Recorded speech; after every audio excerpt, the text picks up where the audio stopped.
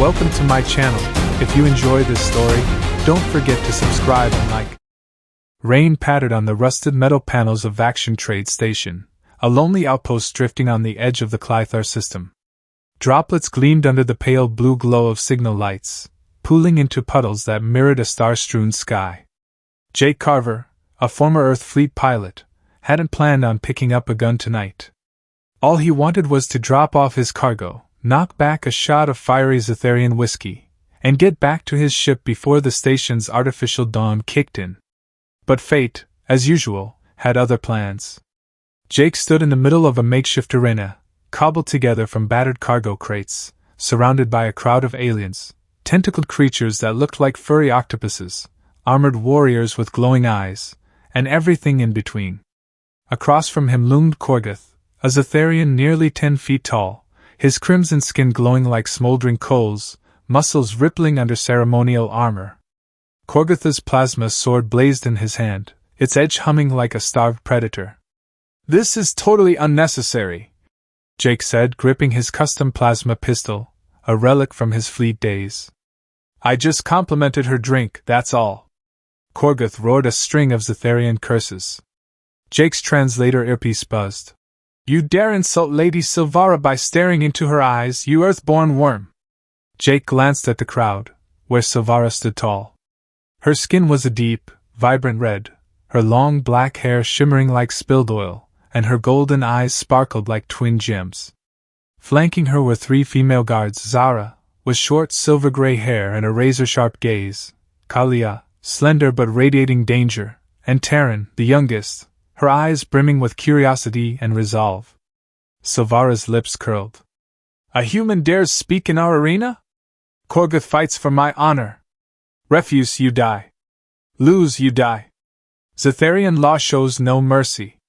Jake ran a hand through his messy brown hair, trying to stay calm. "Lady Silvara, call off your guy. I'm not into these old-school duels." The crowd burst into laughter, but Silvara only tilted her head, her golden eyes flashing. "You stepped into the arena, human. There's no backing out. Begin." Korgoth charged like a freight train, his plasma sword slashing through the air with lethal speed. Jake dodged to the side, his old fleet instincts kicking in. He wasn't a swordsman, but his pistol was a work of art, light, precise, and capable of punching through Zetharian armor. Korgoth was strong but slow, each swing leaving gaps Jake exploited with ease. "Look!" Jake shouted, ducking a strike that shook the ground. "I've taken down a whole pirate fleet with this thing!" He raised his pistol, firing a warning shot into the air. The crowd roared with excitement, but Korgoth just snarled, charging with the force of a tank. They danced around the arena, metal clanging against the backdrop of rain. Jake played defense, waiting for Korgoth to tire, but the Zetharian seemed unstoppable. "Finish him, Korgoth!" Silvara yelled. Jake caught a flicker of surprise in her eyes as he kept dodging deadly blows. When Korgoth overswung, losing his balance, Jake seized the moment. He rolled across the ground, firing a plasma bolt into Korgoth's knee. The warrior bellowed, collapsing.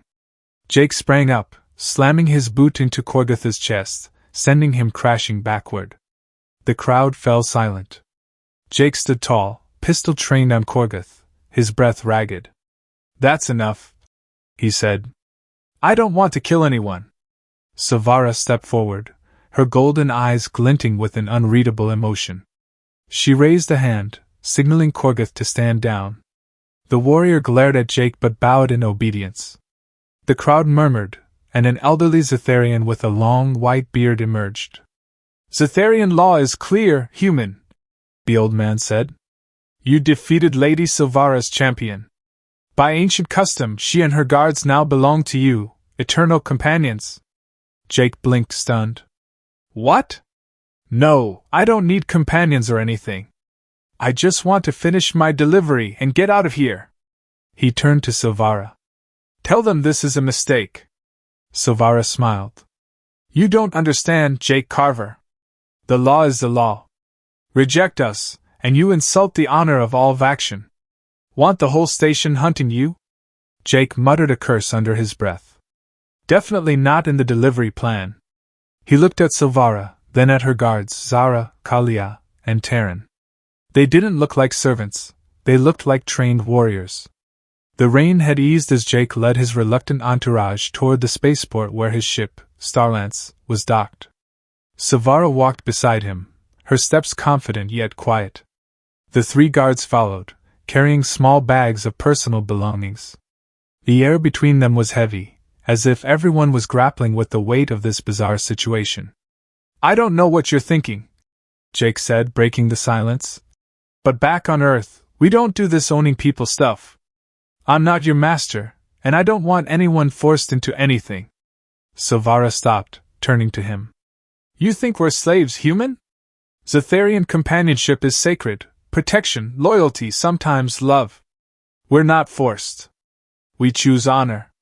Jake shrugged. "On Earth, we'd call that outdated. I just want to get you out of here, sort this mess out without anyone getting hurt." The spaceport loomed ahead, a maze of gleaming metal towers stark against Vaction's rusted sprawl. Starlance was a compact freighter, built for speed over comfort, barely big enough for 3.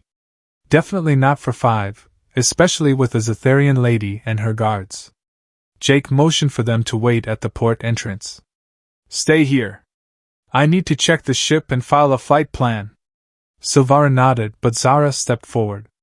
"Let me come with you, Jake. I know a thing or two about starship systems." Jake raised an eyebrow. "You know Earth ships?" Zara smiled. "I've studied interstellar tech. Your ship's a pulsar class, right? Version 7.2, with upgraded ion thrusters?" 7.3. Jake corrected, mildly impressed. "How'd you know that?" "Not all of us are just sword swingers," Zara said. "I like learning about other species' tech." Inside the cockpit, Jake powered up the console while Zara watched with open curiosity. "Smaller than I expected," she remarked, running a hand along the metal wall. "But efficient. You tweaked the engines yourself?" "A few custom mods," Jake said, punching in commands. "Used to be a fighter pilot, so I like things fast and reliable." Zara grinned.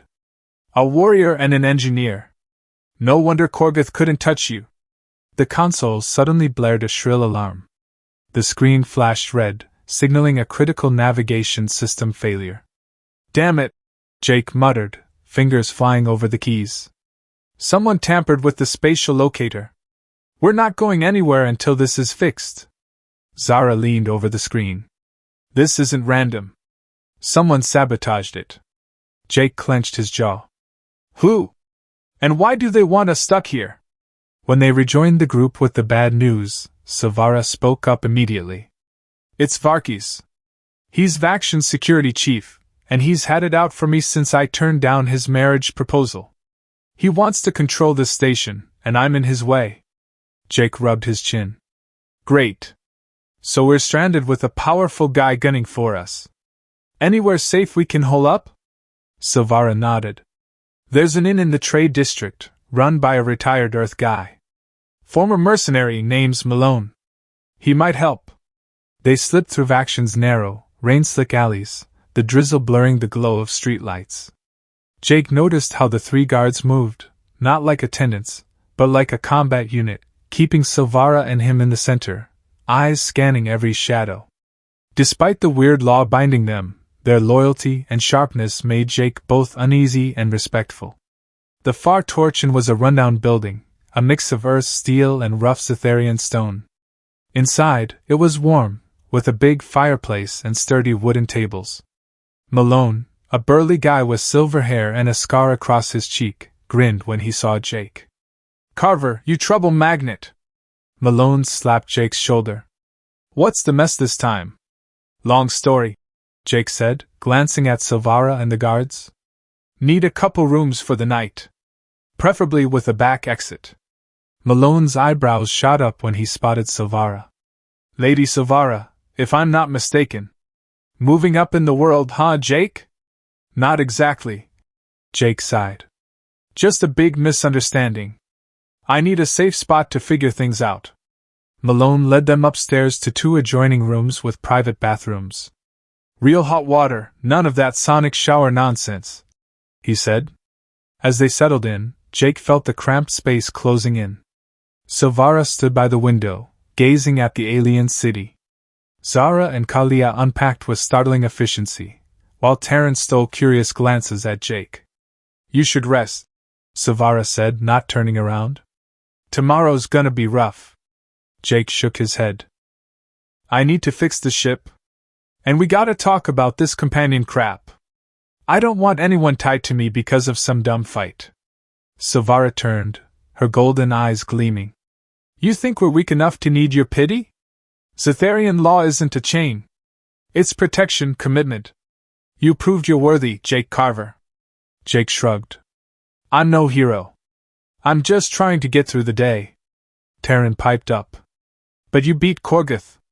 Nobody's done that on Vaction in 3 years. Jake looked at her. Kid, I just outsmarted a big guy.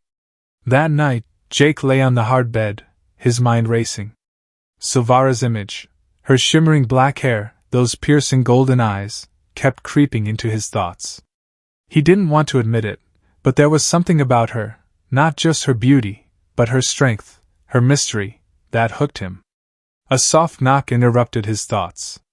Come in, Jake called, expecting Malone. But Silvara stepped inside, wearing a simple robe that revealed her glowing crimson skin under the dim light. We need to talk, she said, closing the door. Alone. Jake sat up, gesturing to the room's only chair. What's up? More of your laws? Silvara didn't sit. She paced, hands clasped tightly. Not laws. This. She pulled a small, metallic-wrapped object from her robe. Unfolding it, she revealed a spherical gem the size of a ping-pong ball, pulsing with light that shifted from fiery red to cool blue. It seemed alive, vibrating with its own rhythm. What is that? Jake asked, leaning forward. The heart of Zethar, Silvara said. An artifact from our ancestors, holding the genetic memories of our people. It's not just a symbol, it can amplify the strength of its keeper. Jake stared at the gem, feeling an eerie sense it was staring back. And Varkis wants it? Silvara nodded. He believes it'll let him rule Vaction and beyond.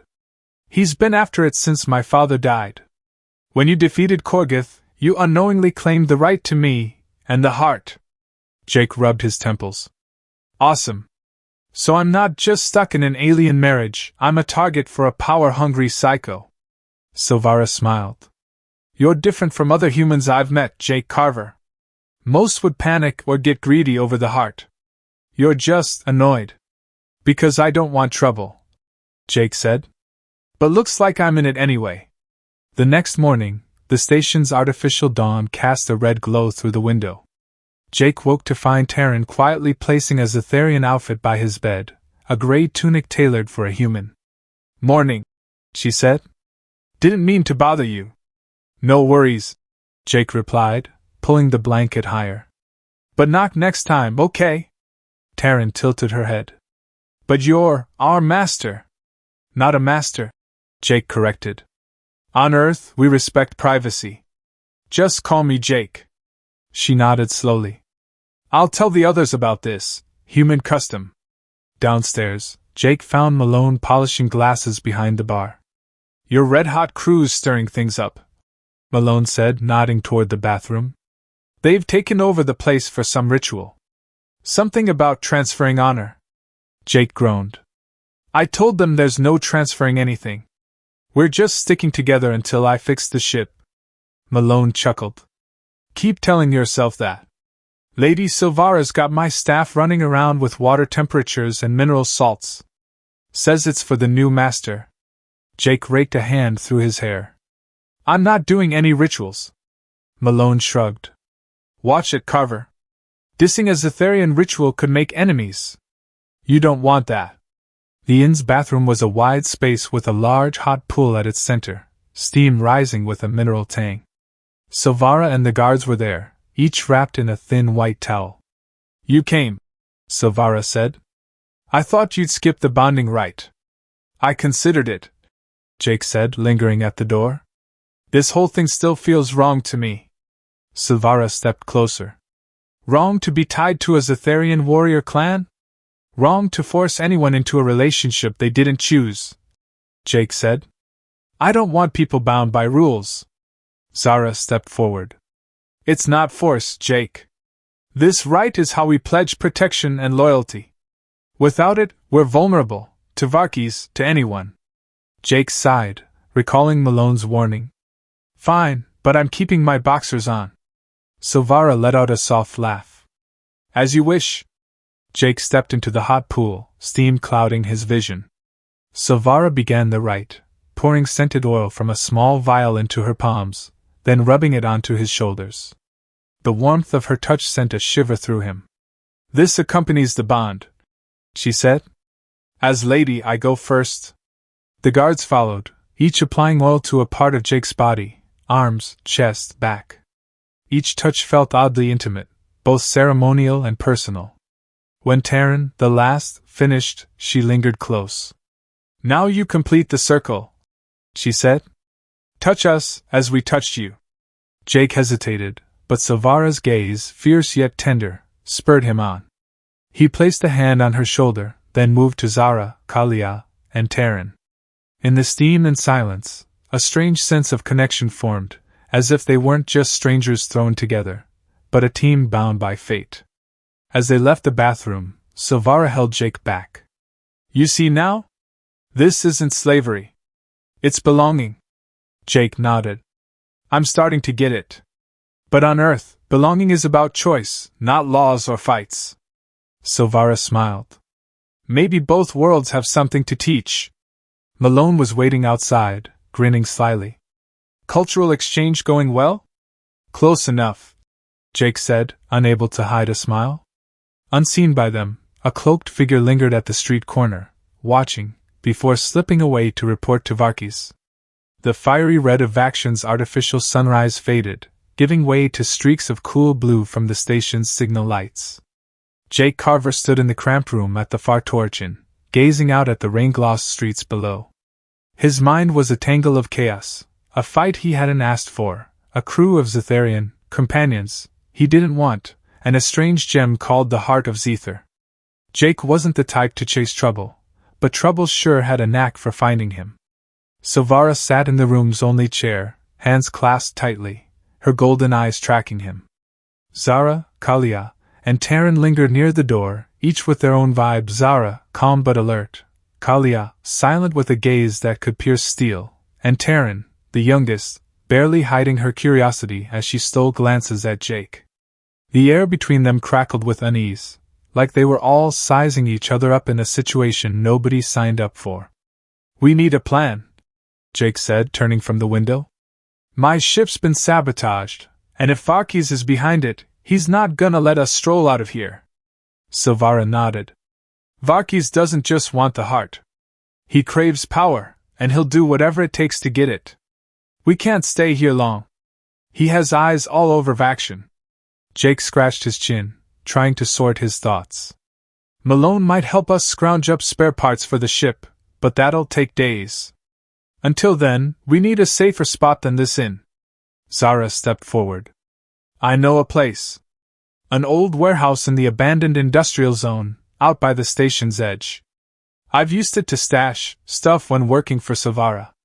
Jake raised an eyebrow. Stash what? Zara flashed a grin, her eyes glinting. Tech weapons. Things that shouldn't end up in hands like Varkis's. It's discreet enough for us to work without being spotted. Jake gave a cautious nod. All right. Lead the way. They slipped out of the inn as dusk fell, weaving through Vaction's wet, narrow alleys. The rain had stopped, but the air still reeked of metal and machine oil. Jake took point, his plasma pistol holstered at his hip, eyes scanning every corner. Silvara and her guards moved like a unit, their steps light but poised for action. Taryn, walking close to Jake, kept sneaking looks at him, like she wanted to say something but couldn't quite muster the courage. What's up? Jake asked, catching her glance. Taryn's crimson skin deepened, her cheeks flushing. It's just... I've never met a human like you. You weren't scared of Korgoth, even though he's 3 times your size. Jake gave a small chuckle. Scared? Hell yeah, I was. But I learned a long time ago that being quick and smart beats being big. Terran's eyes lit up, nodding eagerly. On Zether, they teach us strength is everything. But you make me see things differently. Jake didn't know how to respond, so he just shrugged. Survive a few scraps, and you'll pick up some tricks. The warehouse Zara led them to was a crumbling relic, tucked behind stacks of rusted containers. Inside, it was a sprawling mess of old crates and dangling cables. One corner held a workbench cluttered with repair tools and a dusty monitor, clearly Zara's old haunt. Not bad, Jake said, scoping the place out. We can work here. But I need the full rundown on Varkis. How bad is this guy? Silvara perched on a crate, her gaze distant. Varkis is Vaction's security chief, but he's no mere official. He's got his own army, mercenaries from across the Clythar system. He wants the heart not just to rule Vaction, but to reignite an ancient Zetharian war. The heart can amplify its keeper's combat abilities, making them near invincible. Jake frowned. And you're its keeper? Silvara nodded, pulling the heart from her robe. The gem pulsed, shifting from red to blue, almost alive. Since my father's death, I'm the only one who can activate it. But since you showed up, Jake Carver, it's been acting strange. Strange how? Jake asked, a weird tightness in his chest as he stared at the gem. Silvara hesitated. It hums louder near you. Like it senses something in you, a power you don't even know you have. Jake shook his head. I'm just a delivery pilot, Silvara. Nothing special about me. Kalia, the quietest of the group, spoke up. You're wrong. The heart doesn't react to ordinary people. There's something in you, human, we don't yet understand. Jake shifted uncomfortably under their stares, like they saw something he couldn't. Fine, let's say that's true.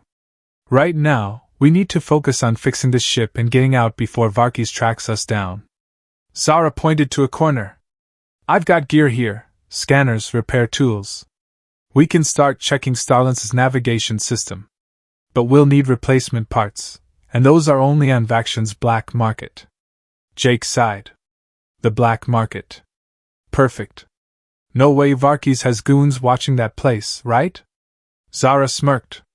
Probably. But I know how to slip through. They split up. Jake and Zara stayed at the warehouse to start repairs, while Silvara, Kalia, and Terran headed to the black market for parts. Before leaving, Silvara pulled Jake aside. Be careful, Jake Carver. Varkis isn't just dangerous because of his power. He's ruthless, and he won't hesitate to kill anyone in his way. Jake nodded. I've dealt with his type before. He's not the first to want me dead. Silvara's golden eyes lingered on him, like she wanted to say more, but she just nodded and left. In the warehouse, Jake and Zara worked under the dim glow of a hanging lamp. Zara moved with a technician's precision, testing circuits and typing commands into a scanner. Jake couldn't help but be impressed by her skill. Where'd you learn all this? He asked, prying a fried circuit board from the navigation system. Zara didn't look up. I was an engineer in the Zetharian fleet before joining Silvara's guard. Other species tech always fascinated me, especially human stuff. You guys build things that are weirdly efficient, even if they're never pretty. Jake grinned. That's our style. Ugly but tough. Zara glanced up, her eyes twinkling. Like you? Jake felt his face heat up, not used to this kind of teasing. Not sure if that's a compliment or a jab. It's a compliment, Zara said, returning to her work, though her smile lingered. They worked in silence for a while, the only sounds the clink of tools and the scanner's soft hum. But Jake noticed something odd. Whenever his hand brushed Zara's, a warm spark shot through him, like a faint electric current. He glanced at her, but Zara seemed oblivious, or was pretending to be. You ever think about ditching Vaction? Jake asked, breaking the quiet. Working for Silvara can't always be a picnic. Zara paused, thinking. Silvara's not just my lady.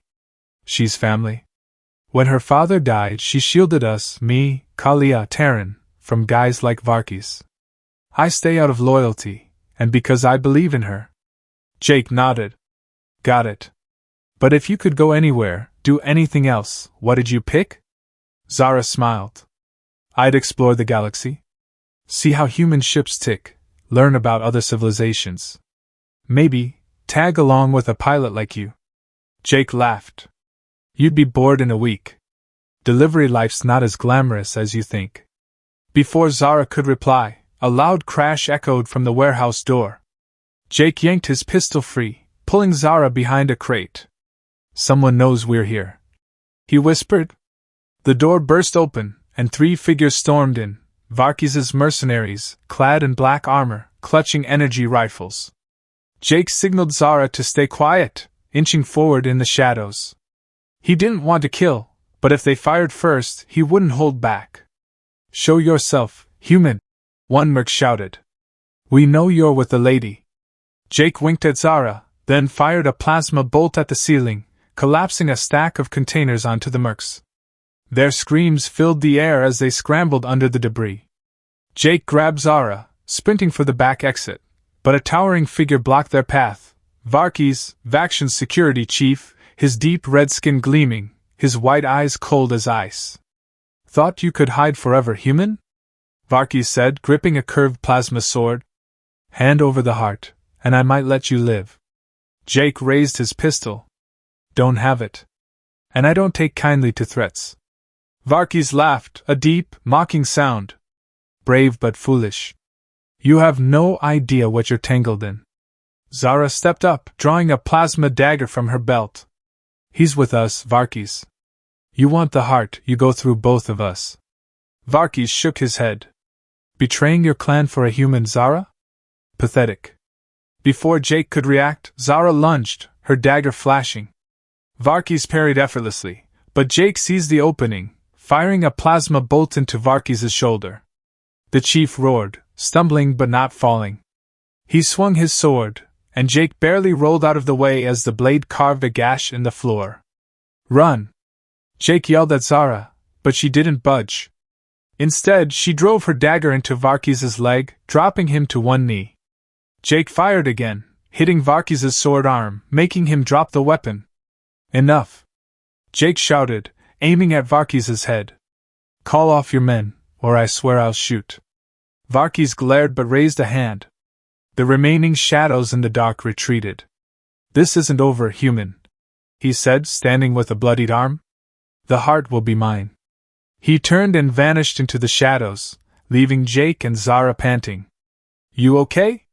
Jake asked, checking Zara for injuries. Zara nodded, but her eyes were tense. He'll be back. And next time, he'll bring an army. They returned to the warehouse, assessing the damage. Luckily, the repair gear was intact. But Jake knew their time was running out. We need Silvara and the others back now, he said. And we need a new plan. Zara activated a small wrist communicator. Silvara, you there? We just got hit. Varkis knows where we are. After a moment, Silvara's voice crackled through, distorted by static. We're on our way back. Got the parts. But Jake, something's up. The heart, it's changing. Changing how? Jake asked, unease creeping up his spine. It's heating up, and its light's stronger than ever. I think it's trying to communicate. Jake exchanged a look with Zara. Communicate? It's a gem, Silvara. Gems don't talk. You don't get it, Silvara said. The heart isn't just an artifact. It's part of our ancestors. And it's reacting to you, Jake Carver. Jake shook his head. We'll deal with that when you're back. Stay sharp. As the signal cut off, Jake slumped onto a crate, processing it all. Zara sat beside him, a little closer than necessary. Ever think you'd get dragged into something like this? She asked. Jake let out a dry laugh. Nope. I just wanted to deliver cargo, drink some whiskey, and go home. Now I've got a lady, 3 guards, and a magic gem talking to me. Life's got a sick sense of humor. Zara smiled, but her eyes were serious. You could have bailed on us, Jake. Why didn't you? Jake looked at her, searching for an answer. I don't know. Maybe I can't stand seeing people get hurt. Or maybe I see you all as more than warriors. You've got feelings, stories. I couldn't just walk away. Zara placed her hand on his, a gentle touch that made his heart race. You're a strange one, Jake Carver. But I think the heart chose you for a reason. Before Jake could respond, footsteps echoed from the warehouse door. Silvara, Kalia, and Taryn strode in, carrying a metal case with the parts. But Silvara's face was etched with worry. She set the heart on the table, its light pulsing like a heartbeat. It started doing this at the black market, Silvara said. And I feel it. Like it's trying to tell us something. Jake stared at the gem, that strange feeling swelling in his chest again.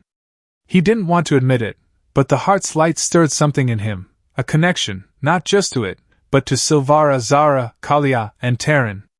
Like they'd become part of each other, even if he couldn't explain why. All right, Jake said, standing. We fix the ship, get out of here, and figure out what's up with this gem. But first we prep. If Varkis comes back, we need to be ready. Silvara nodded. You're right. But Jake, the heart isn't just an artifact. If it's chosen you, it'll change us all. Not just in power. Jake looked at her, then at the guards. Change how? Silvara hesitated. It might bind us deeper. Beyond loyalty. A bond that transcends species. Jake shook his head. Not sure I'm ready for that. But I'm ready to fight to keep you all safe. Taryn beamed, her eyes shining. That's why we're here, Jake. For you. As they dove into work, splitting tasks to repair the ship and fortify their defenses, Jake felt a shift in himself. He wasn't just a lone delivery pilot anymore. He was part of something bigger, a team, an unlikely family, and a mystery waiting to unfold. But deep down, he knew Varkis wouldn't quit, and the heart, whatever it was pulling them into a fight they weren't fully prepared for. The pale blue glow of Vaction's signal lights flickered in the darkness, as if the space station itself were holding its breath. Jake Carver stood in the abandoned warehouse, his plasma pistol gripped tightly, eyes scanning the rusted crates. Silvara, Zara, Kalia, and Taryn worked tirelessly around Starlance, the small freighter that was now their only shot at escaping Vaction. The heart of Zether, the mysterious gem holding the ancestral memories of the Zetharian people, sat on a metal table, its light shifting from fiery red to cool blue, pulsing like a living heartbeat. Jake felt the heart's presence, not just its glow, but a strange pull in his chest, like it was calling to him, drawing him into a bond he didn't fully grasp. Silvara had said it was changing them, not just her and her guards, but him too. But now wasn't the time for mystical musings.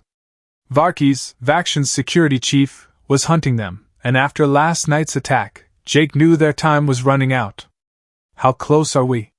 Jake asked, glancing at Zara, who was hunched over the ship's navigation system, splicing wires. Zara looked up, wiping sweat from her brow. Almost there. The black market parts are holding up, but I need a few more hours to calibrate the ion engines. Otherwise, we might get stranded in deep space. Jake nodded, though tension made his fists clench. We don't have a few hours. Varkis is coming back, and he won't just bring a handful of mercs this time. Silvara stepped forward, the heart in her hands. Its light danced across her crimson skin, highlighting faint patterns Jake hadn't noticed before, markings that seemed to pulse with life.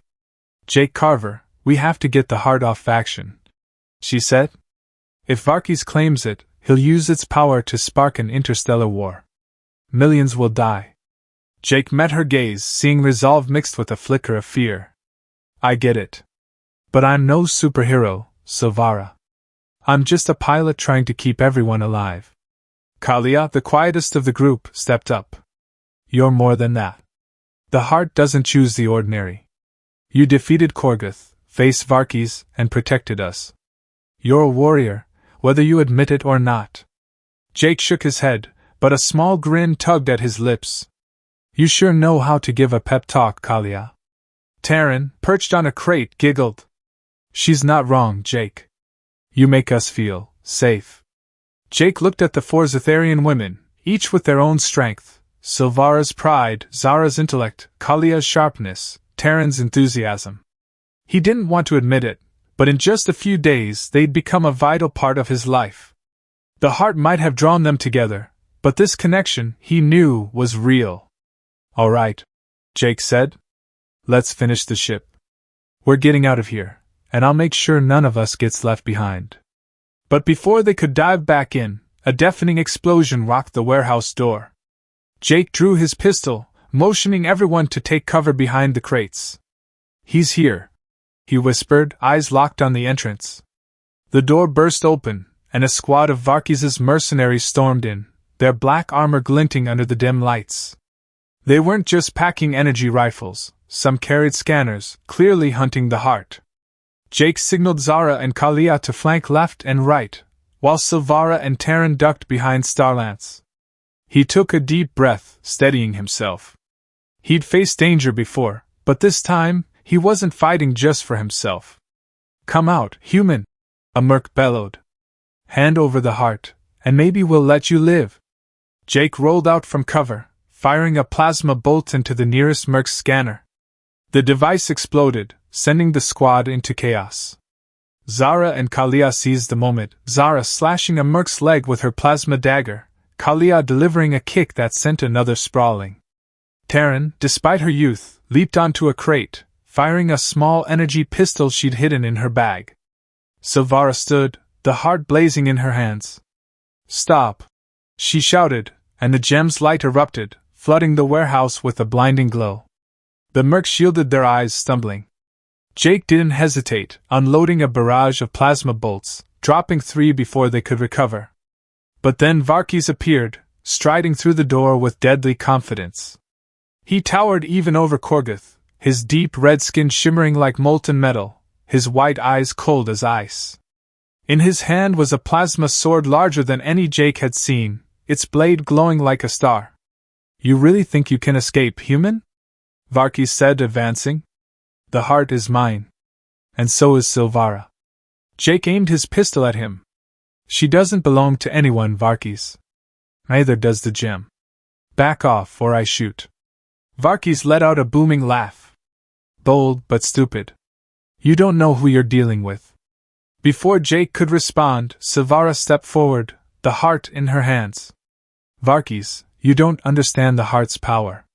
It doesn't serve greed. It chooses the worthy." Varkis shook his head. "I'll take it from your corpse, Silvara. And the humans." He charged, his plasma sword swinging with terrifying speed. Jake dove aside, firing a bolt into Varkis's chest, but the chief's armor absorbed it like nothing. Zara and Kalia attacked from the sides, but Varkis swatted them away, sending them crashing to the ground. Terran tried to shoot, but Varkis kicked the pistol from her hands, forcing her back with a terrified look. Adrenaline surged through Jake. He couldn't let them get hurt. He darted behind Starlance for cover, firing relentlessly at Varkis. But the chief was too fast, each step like a storm. When Varkis swung his sword, Jake barely rolled away, the blade slicing through a crate, reducing it to scraps. "Jake!" Silvara shouted, tossing the heart toward him. Jake caught it, and the instant his hand closed around it, a wave of energy flooded his body. He felt stronger, faster, like every sense was cranked to 11. The heart blazed, its light enveloping him, and for a fleeting moment he felt their emotions: Silvara's resolve, Zara's bravery, Kalia's steel, Terran's hope, and something deeper, binding them. Varkis paused, his eyes narrowing. "You, the heart's choosing you." Jake didn't answer. He charged, moving with unnatural speed, dodging a slash from Varkis and firing a plasma bolt into his knee. Varkis roared, collapsing. Jake leaped over the blade, slamming his boot into Varkis's chest, sending him sprawling. The heart glowed brighter, fueling his strength. "You can't win!" Varkis bellowed, struggling to rise. Jake pressed his pistol to Varkis's thigh. "I don't want to kill you. But if you threaten them again, I won't hold back." Varkis glared but raised a hand in surrender. "Go, human. This isn't over." Jake signaled the remaining mercs to retreat. They dragged Varkis out, leaving the warehouse in heavy silence. Jake panted, the heart still blazing in his hand. He turned, seeing Silvara, Zara, Kalia, and Taryn rise, their eyes wide with amazement. "You did it," Silvara said, stepping closer. "The heart, it truly chose you." Jake handed the gem back to her. "I don't know why it picked me, but I just want to get out of here." Zara grinned despite bruises on her arm. "You're a fighter, Jake Carver. No matter how much you deny it." They scrambled to finish Starlant's repairs. With the heart secured, Silvara led them aboard, squeezing into the tight cabin. Jake slid into the pilot's chair, firing up the ion engines. The ship shuddered, then launched, lifting from the warehouse and rocketing into the dark void of the Clythar system. As Vaction shrank to a distant speck, relief washed over Jake, but that strange feeling lingered, tying him to the heart, and to the women beside him. He glanced at Silvara, seated next to him, the heart carefully wrapped in her hands. "You okay?" Jake asked. Silvara nodded. "Thanks to you. But Jake, the heart's changed us. I feel it, a deeper bond not just with you, but with Zara, Kalia, and Taryn." Jake frowned. "What do you mean?" Silvara hesitated, then placed her hand on his. "The heart doesn't just amplify strength. It amplifies emotions, connections. It's made us closer in ways I can't explain." Jake stared out the cockpit window, where stars streaked by. "On Earth, we call that caring. And you don't need a magic gem to make it real." Taryn, crammed in the back, laughed. "You're such a weird human, Jake Carver." Kalia, cracking her first real smile, added, "But a good one." Zara leaned over Jake's seat. "So, pilot, where to now?"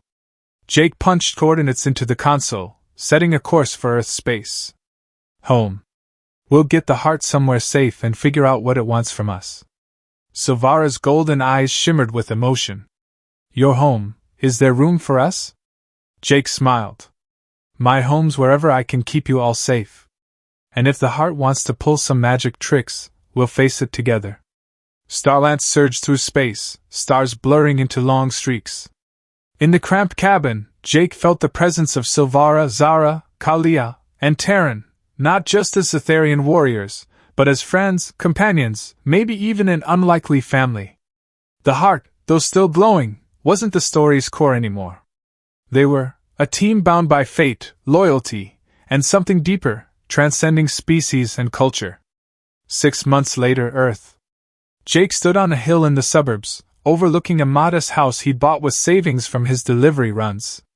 Beside him were Silvara, Zara, Kalia, and Taryn, each adjusting to Earth life, though not without hiccups. The heart rested in a secure box inside the house, its light now softer, as if it had found peace.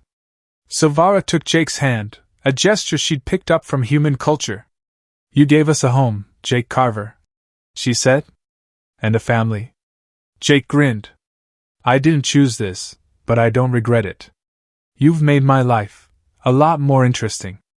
Zara laughed, standing next to Taryn. "Interesting's putting it mildly." Kalia, more at ease with smiling now, added, "You changed us, Jake. And we changed you." Taryn rushed forward, hugging Jake out of the blue. "Thanks for not ditching us." Jake hugged her back, feeling warmth from all 4 Etherian women. He never imagined a family like this, one that crossed species, forged in danger and loyalty. The heart might have started it, but their resilience, compassion, and choices built this bond. Above Earth's sky, stars twinkled, reminding Jake of action, the fight, and the wild journey that brought them here. "I didn't want that fight," he often told himself. But sometimes, the things we don't choose lead us exactly where we belong. As the glow of Starlance fades into the stars and the tale of Jake Carver and his Etherian warriors comes to a close, I hope this journey has left a lasting mark on you. This story isn't just a space adventure, it's a reminder of humanity's strength, the power of compassion, choice, and bonds that cross the barriers of species and culture. The heart of Zether amplified emotions and connections, transforming Jake from a lone delivery pilot into the heart of an unlikely family. What makes us extraordinary is who we choose to stand by and how we treat them. Jake became a hero through small decisions, rejecting ownership of Silvara and her guards, risking his life to protect them. Loyalty and respect turned them into a family, proving humans can connect with anyone if they open their hearts. I'd love to hear your thoughts. Did Jake's journey make you proud of humanity's grit? Did his bond with the Zetharian warriors make you believe in love that transcends boundaries? Did the heart spark your curiosity? Your feedback is the beacon guiding my next stories. Together, as storyteller and listener, we forge a connection, crafting worlds in our shared imagination. Until the next tale, keep that unbreakable human spirit alive, and who knows, maybe the heart's still watching you.